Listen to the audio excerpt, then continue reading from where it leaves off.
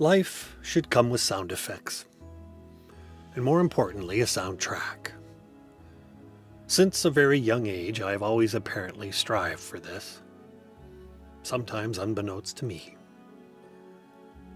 It was my very good friend Gerald Tonelato who even noticed it one day. We were playing in his front yard. He had a steep lawn that ended up at the sidewalk, and we would often spend hours flinging toys or even ourselves down it, sometimes for no reason. But on this particular day, it just dawned on him that whenever I flung myself or a toy from grassy hilltop to concrete walk, I always did it with full sound effects. Smashes, crashes, grunts and groans, all done with tongue, teeth, spit, lip, and wind. Epic sounds to amplify the even grander action taking place before our eyes. When he brought it to my attention, I just didn't believe him.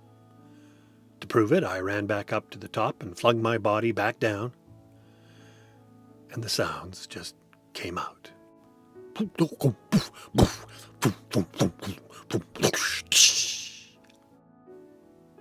We had an even bigger hill at the end of our street. Macintosh Road bent 90 degrees and rose up maybe 40 feet to join McKinnon Drive half a block away. An Olympic ski jump ramp paved for cars and perfect for bikes, go-karts, and skateboards. There was a 3-foot-high single-wire fence on the left and sharp gravel on the right, perfectly safe for children moving at the speed of sound. One of the many challenges we held over each other's heads was riding down the hill on your bicycle, foot off the pedals, and no braking, all the way down. You had to just Hail Mary and hope you made the impossible turn at the bottom. Many tried and ended up bloodied and beaten. You had to have a spotter near the crest and turn to make sure cars weren't headed your way, as the rider of the bike wouldn't have time to react should one appear. Gerald was my bottom spotter on this day. I straddled my banana seat. Plastic rainbow handlebar tassels waving in the wind. And when the all-clear signal was given, lifted my Adidas off the warm asphalt. Top speed was reached 3/4 of the way down, my face pulled back by the G-force and air, skin rippled, testicles shrunk. The handlebars began to quiver. My brain was screaming, "Put your feet on the pedals, put your feet on the pedals." I knew if I put them on the road, the soles would melt from the friction. Besides that, I couldn't feel my feet, or I may have listened to my brain.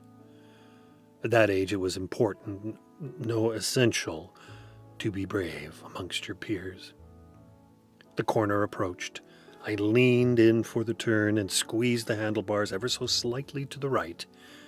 Gerald went by like a buzzing insect, his mouth wide, voice in slow motion, piercing through my fear.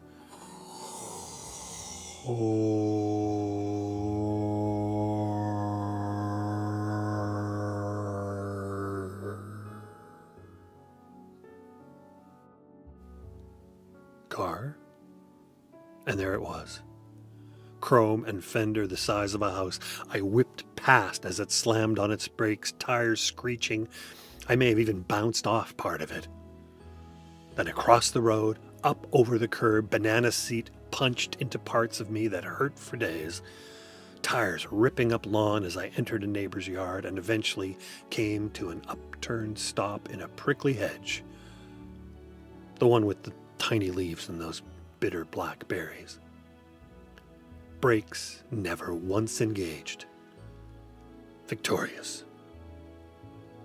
When Gerald reached me, still white as a sheet, as I am sure he saw my death flash before his eyes, and perhaps felt somewhat responsible, he proceeded to tell me that, yes, in fact, I had added sound effects even to this calamity. And to this day, I still can't help myself. Now, as for soundtracks, I will give this brief example. One weekend, when my parents were out of town, I woke Gerald before sunrise and had him assist me in hauling our expensive stereo to the pebbled roof of my house.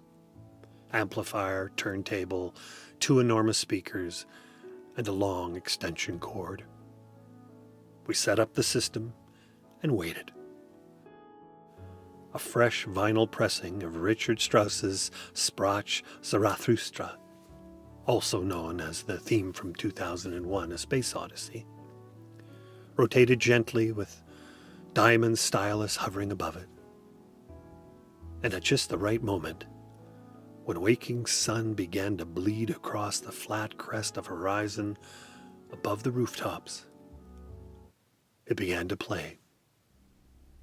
The two of us just sat there, mesmerized. The perfect marriage of nature and melody. Stanley Kubrick would be proud.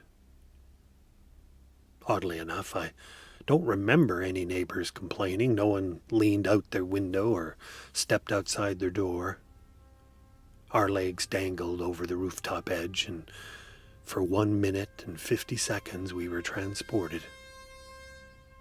A good soundtrack just makes everything better. To this day, I take long walks with headphones on, my favorite movie scores accompanying me. It has always been the perfect solution for writer's block, when ideas get jammed so tightly I cannot access them. Music's vibration loosens everything, and the most stubborn problems are solved, characters set free. My suggestion be that the next time you find yourself toppling knee over elbow, or the day too crowded for clear reflection, make a funny sound. Plug in your favorite song. Allow yourself to let go. Wouldn't that be wonderful?